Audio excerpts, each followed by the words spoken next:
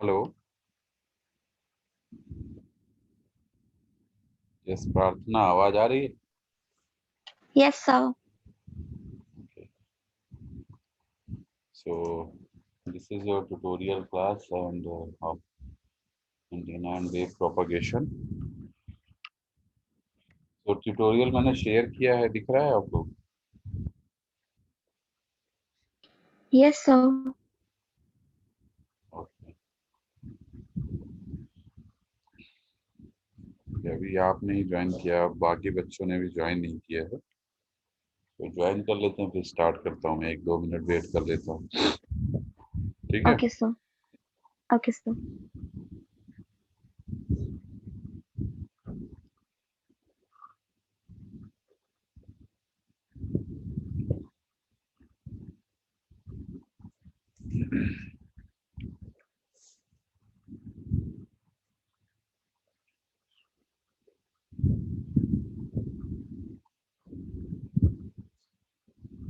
Okay, so now we start. ठीक है। अब इसमें देखिए, जो जो ट्यूट मैंने शेयर किया है आप लोगों को क्लासरूम पे भी अवेलेबल है, आप लोगों ने देखा होगा। क्लासरूम पे आप लोगों ने देखा इसको, ट्यूटोरियल शीट अभी?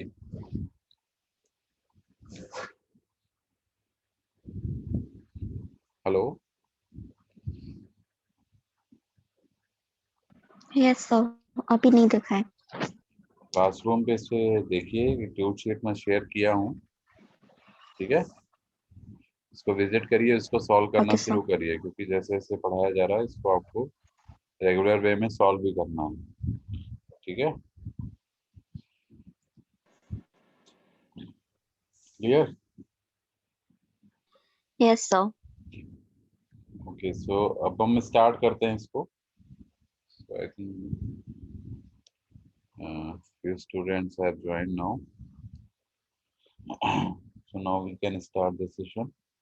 Okay, so first of all, if you see the tutorial sheet, इसमें हमने जो क्वेश्चंस कवर किए हुए हैं यूनिट 1 से, कभी हम लोग डिस्कस भी कर रहे हैं, क्लियर राइट नाउ।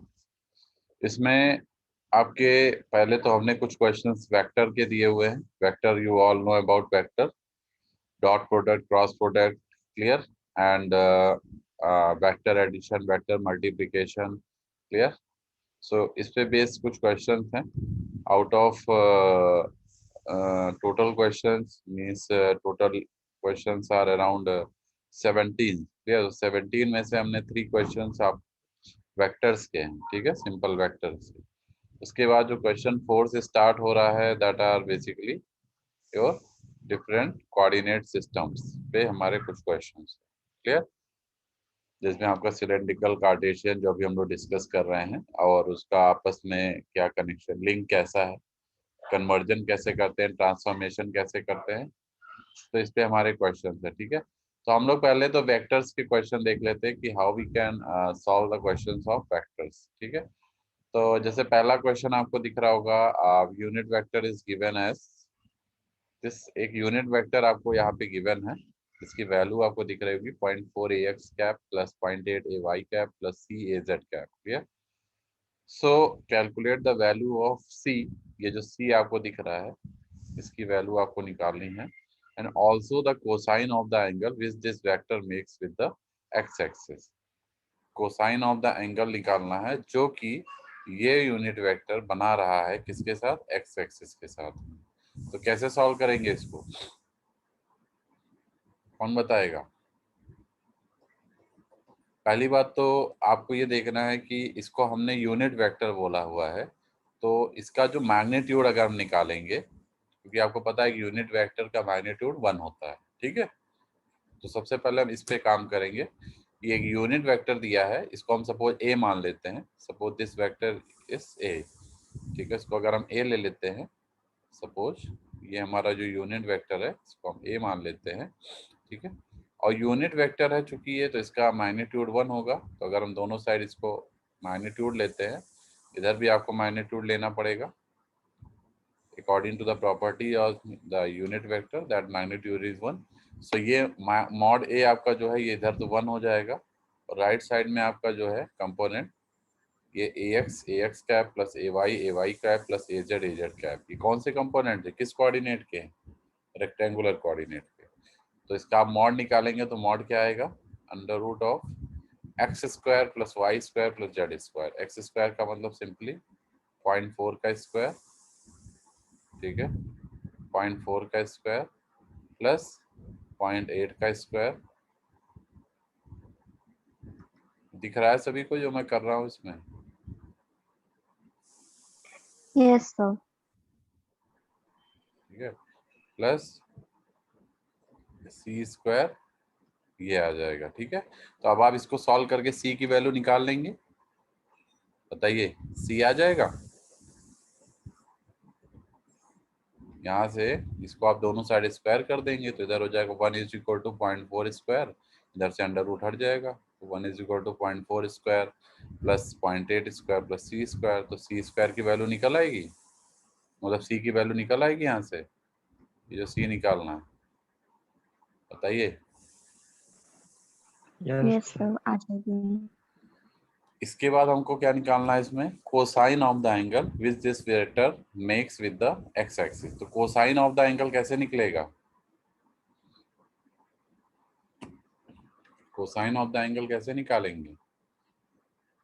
देखिए कोसाइन ऑफ द एंगल क्या होता है, जैसे तीन कोऑर्डिनेट हैं एक्स वाई एंड जेड, ये मैं बता देता हूँ। ये आपका सपोज जेड एक्सिस है, ये आपका वाई एक्सिस है, ये आपका एक्स एक्सिस है। कोसाइन का मतलब क्या होता है, जैसे ये एक्स और वाई आपस में अल्फा एंगल बना रहे हैं, ठीक है, वाई और जेड आपके बीटा एंगल बना रहे हैं, और ये आपका गामा एंगल बना रहा है। ठीक, तो अगर हमें अल्फा बीटा गामा निकालना है इसका कोसाइन एंगल, कोसाइन का मतलब क्या हो जाएगा, कॉस अल्फा, कॉस अल्फा। ठीक है, कॉस अल्फा कैसे निकलेगा, क्योंकि एक्स एक्सिस की मैं बात कर रहा हूँ ना, ए एक्स कंपोनेंट की, क्योंकि एक्स से पूछा ना कॉस अल्फा आपको निकालना है, वाई से पूछेगा तो कॉस बीटा निकालना है, जेड से पूछेगा तो कॉस गामा निकालना है। ठीक है, कॉस अल्फा अगर आपको निकालना है तो सिंपली क्या करना है, एक्स एक्सिस से पूछा है तो कॉस अल्फा कैसे निकलेगा, ये देखिए ये आपका ए एक्स है, मैं ये भी लिख देता हूँ, ये आपका ए एक्स कंपोनेंट है, ये आपका ए वाई कंपोनेंट है, और ये आपका ए जेड कंपोनेंट है। ठीक है, तो ए एक्स ए वाई ए जेड तीनों कंपोनेंट आपके पास गिवन है। अब चूंकि एक्स वाले से निकालना है तो आपको कौन सा कंपोनेंट लेना पड़ेगा, ए एक्स लेना पड़ेगा। अगर ए वाई एक्सिस से पूछता तो ए वाई कंपोनेंट लेते, जेड से पूछता जेड कंपोनेंट। तो सिंपली कुछ नहीं, ए एक्स आपको दिया है तो कॉस अल्फा आपको निकालना है। ठीक है, तो क्या हो जाएगा 0.4, आप ऊपर ए एक्स लिखेंगे, cos alpha is equal to 0.4 upon what, this unit vector. तो चूंकि इसने ऑलरेडी इसको यूनिट वेक्टर बोला हुआ है तो इसका मैग्नीट्यूड क्या हो जाएगा, मॉड ए हम लिखेंगे नीचे, mod a under root x square plus y square plus Z square होता है, लेकिन चूंकि इसने इसको यूनिट वेक्टर बोला हुआ है तो हमें मॉड ए की वैल्यू क्या रख देंगे, हम सीधे 1 रख देंगे। क्या रख देंगे, 1। तो मतलब ये आ गया cos alpha is equal to 0.4/1, तो alpha is equal to cos inverse 0.4, क्या आ जाएगा cos inverse 0.4। Is it clear, ये समझ में आ रहा है, हेलो, ये समझ में आ रहा है सभी को, cos इनवर्स 0.4 Yes, निकाल लीजिए तो कोसाइन एंगल आ जाएगा अल्फा। अगर आपसे पूछा जाता कि find the cosine angle which this vector makes with Y axis, तो वाई एक्सिस के लिए क्या करते हैं आप, वाई एक्सिस में क्या करते हैं आप, वाई एक्सिस के लिए 0.8 हाँ ए सर, वाई, 0.8 लिख देते थे। गुड, ए वाई वाला कंपोनेंट ले लेते हैं। A y is what 0.8, 0.8 upon mod A, mod a again unit vector है तो 1 हो जाता, और यहाँ कॉस बीटा आ जाता तो बीटा निकल आता। ठीक है, ऐसे ही अगर जेड एक्सिस से पूछते तो सी आप ऑलरेडी निकाल चुके हैं तो सी की वैल्यू यहाँ रखते, अपॉन 1 कॉस गामा हो जाता है, यहाँ गामा निकल आता। तो आई थिंक ये क्वेश्चन समझ में आ गया सभी को, इस पे किसी को डाउट, इसमें किसी को डाउट, इसका सोल्यूशन यही है ठीक है, आंसर्स हम आपको अभी भेज देंगे। आंसर्स अगर आपको चाहिए आंसर भी हम दे देंगे। वैसे आप निकाल सकते हैं cos इनवर्स 0.4 आराम से निकल आएगा कैलकुलेटर की हेल्प से। 66.4 देखिए। हाँ, और c की वैल्यू कितनी आ रही है? c कितना आया है यहाँ से? सही है, c कितना आ रहा है? 0.2। 0.2। हाँ, तो c आपका 0.2 हो जाएगा और अल्फा की वैल्यू आपने निकाल लिया 66 पॉइंट समथिंग जो आ रहा है। ठीक है, यही आपका आंसर हो जाएगा। अब आते हैं क्वेश्चन नंबर 2 पे। देखिए क्वेश्चन नंबर 2 भी बहुत आपका जनरली कुछ क्वेश्चंस आपके एग्जाम में, क्योंकि कोऑर्डिनेट सिस्टम में वेक्टर का पूरा रोल है। ठीक है, आपको दिख भी रहा होगा यूनिट वेक्टर और ये सारे वेक्टर्स का पूरा रोल है। ठीक है, तो इसलिए कुछ क्वेश्चंस वेक्टर से भी कवर हो जाते हैं, जैसे डॉट प्रोडक्ट पे आ जाएगा, क्रॉस प्रोडक्ट पे आ जाएगा सिंपली। तो इसलिए आपको वेक्टर के भी क्वेश्चंस को ध्यान रखने पड़ेंगे, स्केलर प्रोडक्ट, वेक्टर प्रोडक्ट। ठीक है, तो उसके बाद सेकंड क्वेश्चन हम लोग देखते हैं। सेकंड क्वेश्चन क्या है, एक वेक्टर ए दिया हुआ है, ये आपको दिख रहा होगा 5ax cap minus 2ay cap plus az cap. ठीक है, find the expression of a unit vector b such that b parallel to a।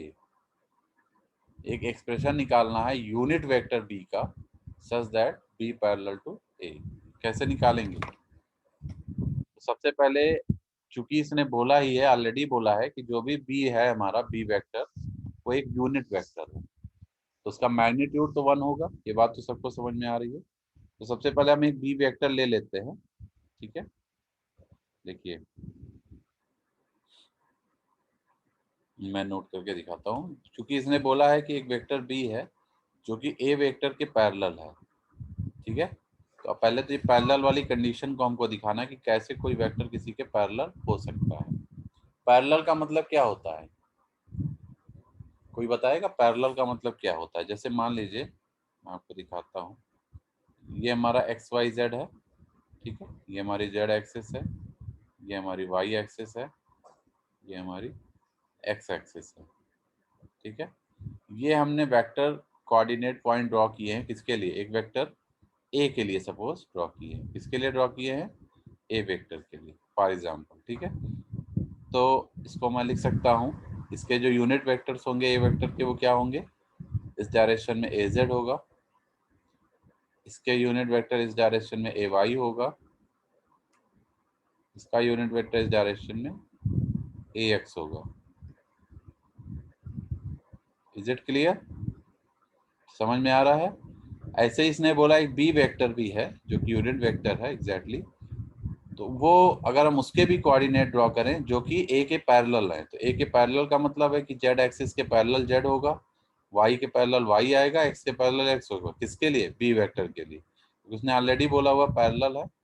Parallel के लिए अगर हम ऐसे ड्रॉ करें, ये देखिए एक हमने ये लाइन ड्रॉ कर दी, एक लाइन ये ड्रॉ कर दी, एक लाइन ये ड्रॉ कर दी।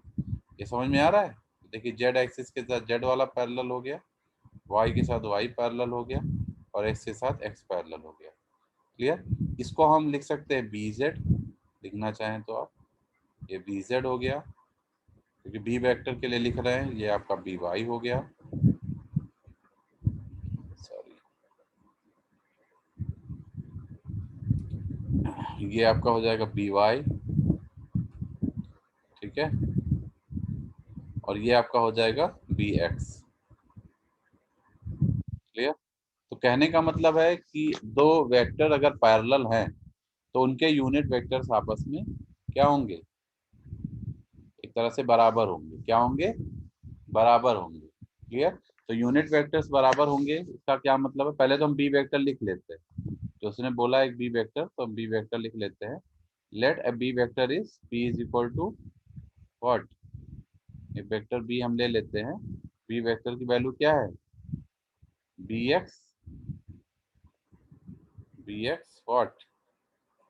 आप चाहें तो यूनिट वेक्टर दोनों के सेम भी रख सकते हैं और अलग अलग भी रख सकते हैं। जैसे अब ए एक्स है तो ए एक्स भी ले सकते हैं यूनिट वेक्टर।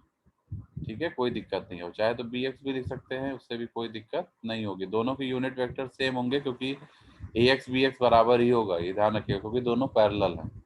ठीक है, जो आप चाहे रिप्रेजेंटेशन कर सकते हैं, बी एक्स, उसके बाद बी वाई कैप, ठीक, प्लस बी जेड और बी जेड कैप, ठीक है। अब मैंने क्या बोला कि चूंकि दोनों पैरेलल हैं तो दोनों के यूनिट वेक्टर्स आपस में बराबर होंगे। यूनिट वेक्टर बराबर होने का मतलब क्या है, a x cap will be equal to bx cap, this is the condition for parallel, ठीक है। अगर दो वेक्टर पैरेलल हैं तो दोनों के यूनिट वेक्टर्स भी आपस में बराबर होंगे। ए एक्स बी एक्स के बराबर होगा, a y unit vector b y unit vector के बराबर होगा, और ए जेड यूनिट वेक्टर किसके बराबर होगा, ए जेड यूनिट वेक्टर किसके बराबर होगा बताइए, बी जेड। ई जेड के बराबर होगा, ठीक है ना। बस अब आपको कुछ नहीं करना है, ए एक्स बी एक्स की वैल्यू निकाल लीजिए और दोनों को बराबर रख दीजिए। तो यूनिट वेक्टर क्या होता है, कैसे डिफाइन करते हैं unit vector, unit vector is equal to vector a upon mod a. तो जैसे ए एक्स की बात अगर हम करें तो ए एक्स यूनिट वेक्टर क्या होगा, वेक्टर ए, ये वेक्टर ए हो गया, अपॉन मॉड ए, मॉड ए का मतलब ये इसका पूरे का मॉड। बी वेक्टर की बात करेंगे, बी यूनिट वेक्टर एक्स की बात करेंगे तो क्या हो जाएगा, vector B upon mod B, यही तो होगा। बल्कि ऐसे कैसे, अब जैसे ये भी ध्यान रखना है आपको, तो ए एक्स की बात करेंगे तो ए एक्स वाला कंपोनेंट लेंगे, इस वेक्टर ए में ए एक्स का कंपोनेंट क्या है, 5 है, 5 लेंगे, ठीक है ना। बी एक्स में बी एक्स का कंपोनेंट क्या है, इस वेक्टर में, तो बी एक्स लेंगे ऊपर, ठीक है ना, पूरा बी नहीं लेंगे, बी एक्स लेंगे। ए वाई की बात करेंगे तो ए वाई वाला कंपोनेंट इस वेक्टर में क्या है, -2, ठीक है। बी वाई का कंपोनेंट क्या है, बी वाई, ठीक है। सी ए जेड का कंपोनेंट क्या है यहाँ पे, 1, ठीक है। और बी जेड का कंपोनेंट क्या है, बी जेड, ठीक है। तो अगर हम कंडीशन लगाएंगे तो क्या हो जाएगा, ए एक्स की वैल्यू क्या आएगी यहाँ पे, 5, पहली वाली कंडीशन में लिख रहा हूँ, देखिए 5 अपॉन मॉड ए में पूरा कंपोनेंट आएगा, तो मॉड ए लिखेंगे तो क्या आएगा, √5² प्लस 4 प्लस 1, तो कितना आ जाएगा, इस मॉड ए को करेंगे तो √5² प्लस 2 का स्क्वायर प्लस 1 कितना आएगा, √30 आएगा, बताइए, हेलो, √30 आएगा बेटा।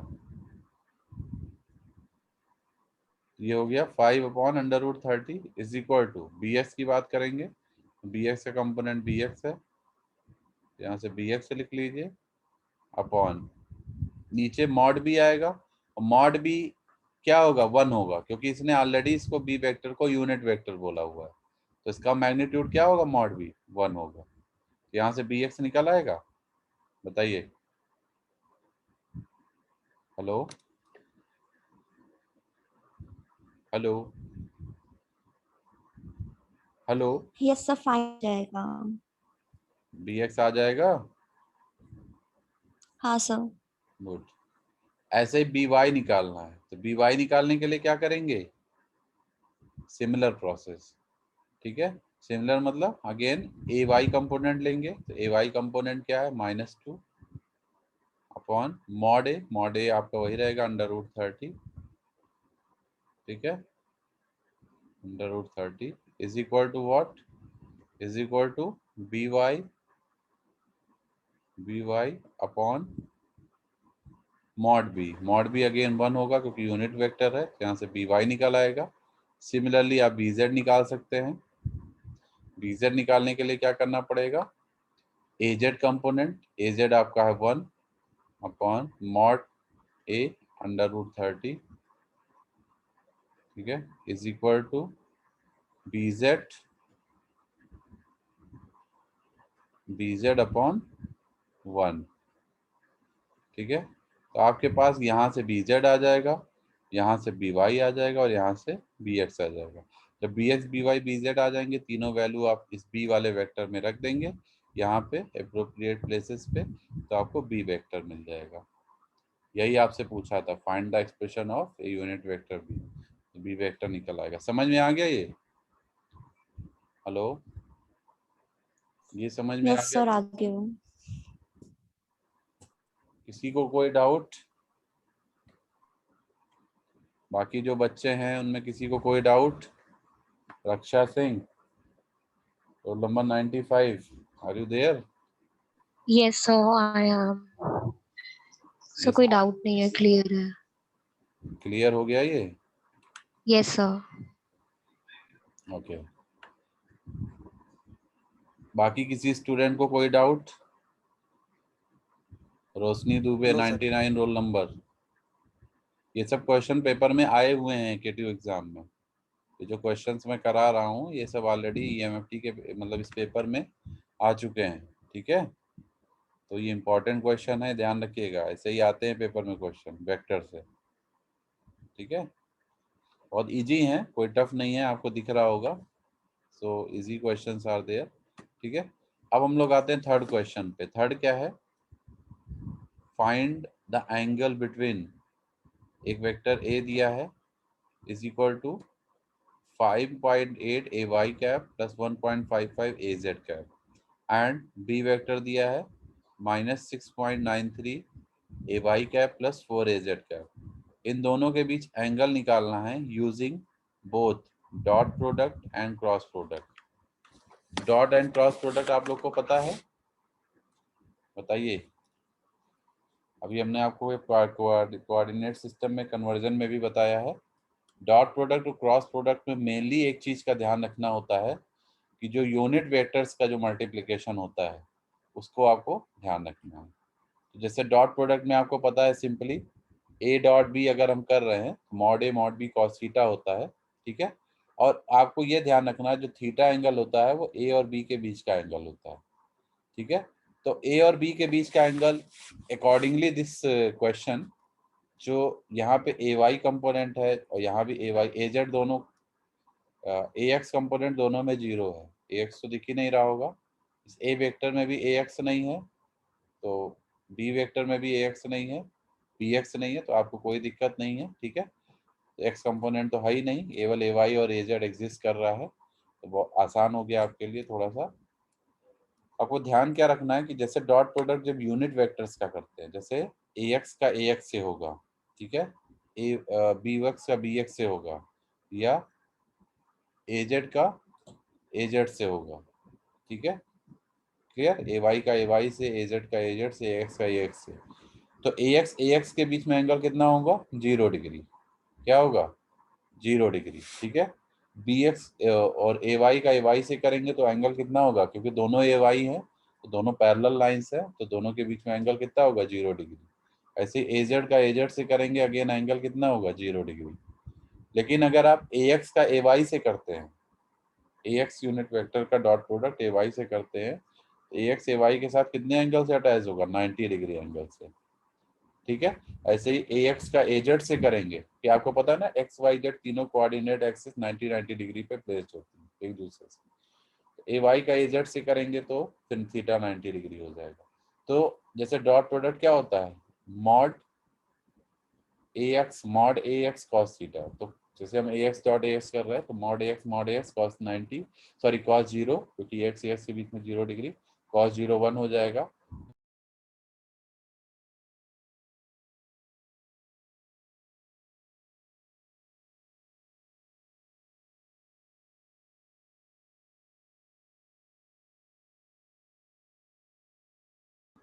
हेलो, आवाज आ रही है सभी को? नेट इशू की वजह से बीच में डिस्कनेक्ट हो गया था। Okay, so now we are again connected. So अब आपको जैसे निकालना है ये ए वेक्टर का बी वेक्टर, ठीक है, डॉट प्रोडक्ट। तो मैं सिंपली बता देता हूँ आपको क्या करना है इसमें। देखिए, जैसे एक वेक्टर ए दिया है, ये आपका ये कौन सा कंपोनेंट है? ये एक मिनट, ये देखिए ये आपका क्वेश्चन है, ये आपका कंपोनेंट है ए वाई का, ठीक? तो ये आपका कंपोनेंट है AZ का, ठीक है। सिमिलरली ये आपका कंपोनेंट है BY का और ये आपका कंपोनेंट है BZ का, ठीक है। तो आपको क्या करना है, A डॉट B निकालना है, ठीक है। तो vector A dot vector B, तो क्या हो जाएगा, सिंपली A डॉट B क्या होता है, mod A mod B cos theta, तो mod A mod B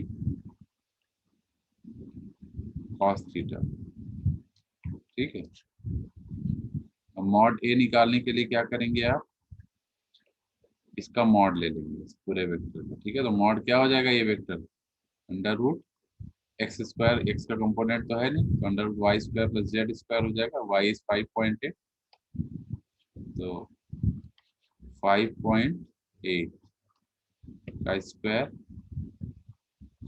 plus 1 point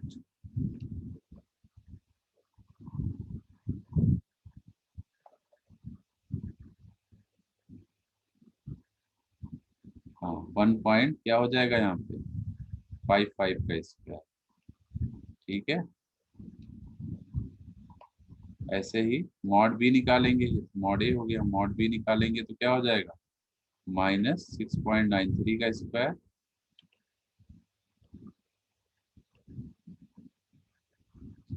plus 4 का स्क्वायर, ठीक है। ये हो गया मॉड वैल्यूज, ठीक है।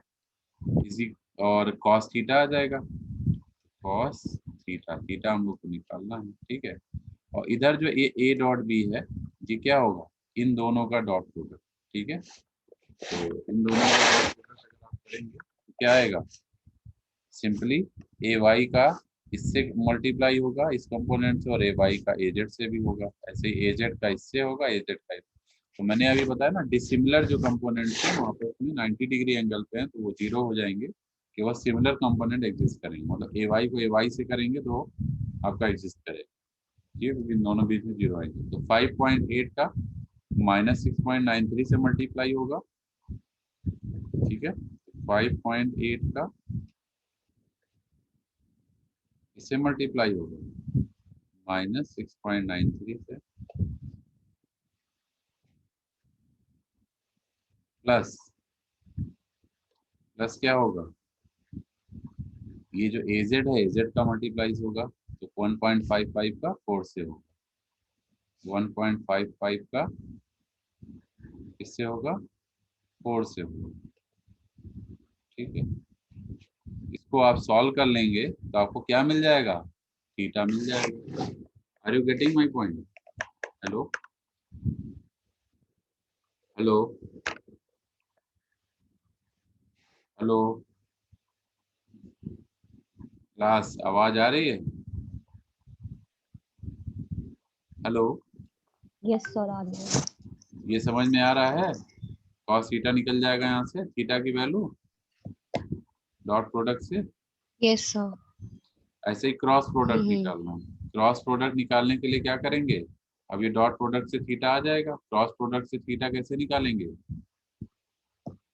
ए क्रॉस बी निकालना पड़ेगा, ए क्रॉस बी, क्रॉस को हम ऐसे रिप्रेजेंट करेंगे, ए क्रॉस बी, ए वेक्टर और बी वेक्टर, क्रॉस प्रोडक्ट निकालेंगे तो क्या आएगा, मॉड ए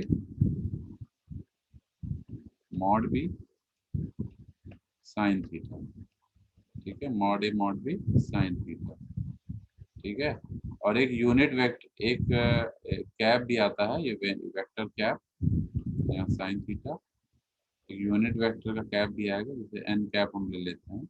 इसकी डायरेक्शन क्या होती है, ए क्रॉस बी प्लेन के पैरेलल मतलब परपेंडिकुलर होती है, ठीक है। तो यहाँ हम इसको 1 लेके चल रहे हैं, ये केवल डायरेक्शन बताने के लिए यूज होता है, तो इसको हम अभी हटा देते हैं, कोई ज़रूरत हमको नहीं है फिलहाल, क्योंकि डायरेक्शन पर्पज से यूज होता है, ठीक है। तो mainly A cross B is equal to mod A mod B, sine theta आपका थीटा एंगल निकालना है यहाँ से। तो ए क्रॉस बी निकालने में आपको एक चीज ध्यान रखना है, जैसे डॉट प्रोडक्ट में डिसिमिलर कंपोनेंट को हम 0 कर रहे थे, सिमिलर को 1 कर दे रहे थे। वैसे क्रॉस प्रोडक्ट में जो यूनिट वेक्टर्स का डॉट प्रोडक्ट होगा उसमें हम जो हमारे डिसिमिलर होंगे वो वैल्यूज देंगे, तो जो सिमिलर होंगे वो 0 हो जाएंगे, क्योंकि सिमिलर में 0 एंगल बनता है और साइन 0 0 हो जाता है। ठीक है, वहां पे तो कॉस आ रहा था तो कॉस 0 1 हो जा रहा था, यहाँ साइन आता है तो साइन 0 0 होता है। यहाँ साइन 90 आपका जो होगा वो 1 है।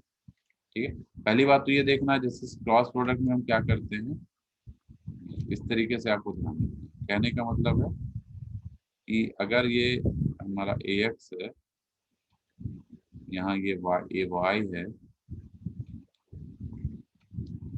ठीक है,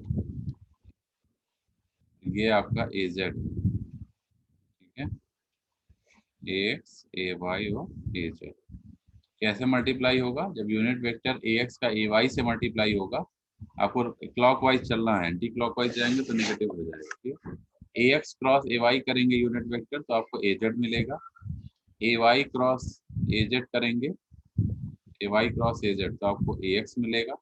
ठीक है, उसके नेक्स्ट टर्म ऐसे ही az क्रॉस ax करेंगे तो ay मिलेगा। ठीक है, क्लॉकवाइज डायरेक्शन चलना है। तो सिंपली कुछ नहीं है, ये ए वेक्टर है, ये बी वेक्टर है, दोनों का क्रॉस प्रोडक्ट करेंगे।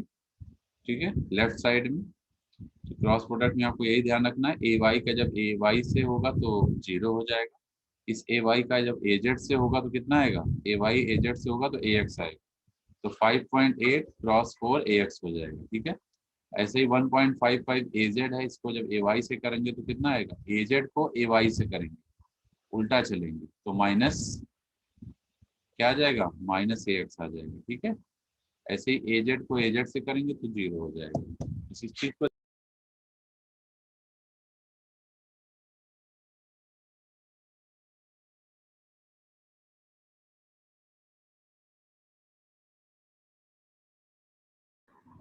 ये समझ में आ रहा है सभी को। मॉड ए मॉड बी तो आपको पता ही है, मॉड ए भी हमने निकाला था, जो राइट साइड में मॉड रखेंगे, मॉड ए मॉड बी, ये तो आपको पता ही है, अभी हमने निकाला था। ठीक है, साइन थीटा हो जाएगा, थीटा निकल आएगा। अब देखिए आपके तीनों क्वेश्चंस हो गए 1 2 एंड 3। ठीक है, 1 2 एंड 3 तीनों हो गए, बताइए। Hello,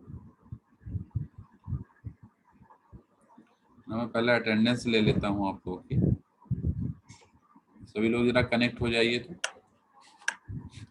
hello hello, yes sir. सभी लोग कनेक्ट होइए, just wait, I'm just taking the name of the student and they should turn on their video. ठीक है, रोल नंबर 83 89 प्रार्थना खरे, वीडियो ऑन करिए, present sir. Present sir. Of कर लीजिए video. Roll number 92 Pratiksha, Yes, sir. Video on करो। ठीक, role number 95 Present, 95 sir. रक्षा, Present, sir. Roll number 96, roll number 96 Ritika. ठीक, roll number 99 ऋषि, present sir. 100 Rishita, number 100 है नहीं, 101 ऋषु अग्रवाल, 102 रिया तिवारी, 104 रोशनी दुबे, रोशनी, 105 Present, sir. Present, sir. 106 सक्षम, present sir. 107 summer बहादुर, नहीं 108 Sandeep Kumar, present sir. Present sir. 109 Sangeeta Singh, Sangeeta है 109 संगीता,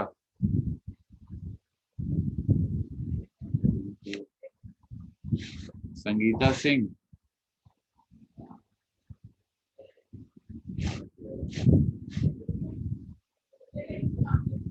110 सार्थक Srivastava, Present, sir. 111 Satish Kumar Pal,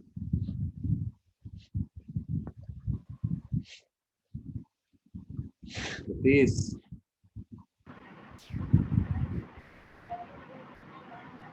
Satish बेटा नहीं पढ़ रहा है।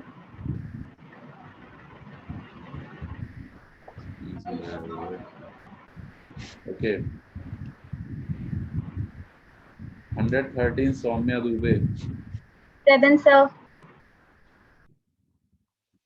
114 Sejal Shukla, Yes, sir. Present.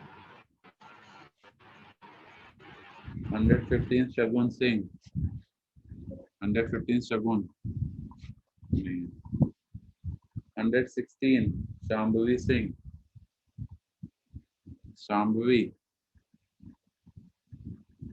117 Shamshad Khan, 118 119 Shivangi, Present, sir.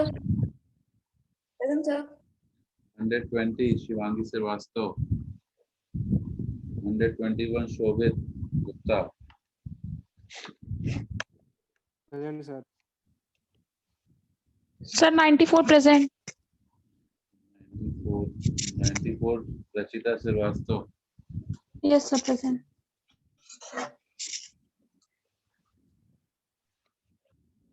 ये रोल नंबर 109 और 111 सतीश, सतीश भी हैं। Satish are you there?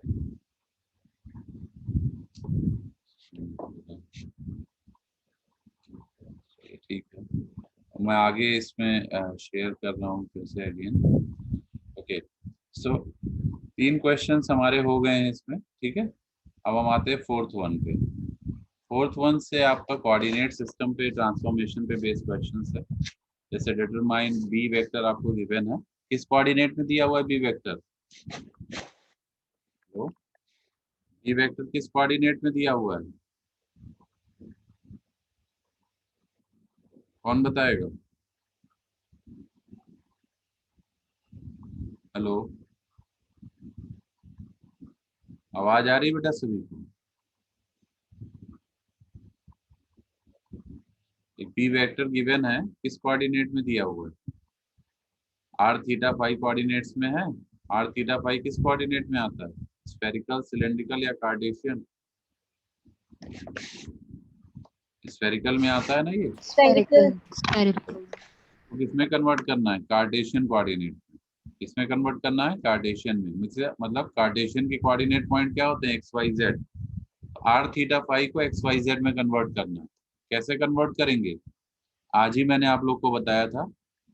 Spherical coordinate को कार्टेशियन में कन्वर्ट करने के लिए मैट्रिक्स बताया था, और कार्टेशियन को स्फेरिकल में कन्वर्ट करने के लिए रिवर्ट वाला भी मैट्रिक्स बताया, ठीक है।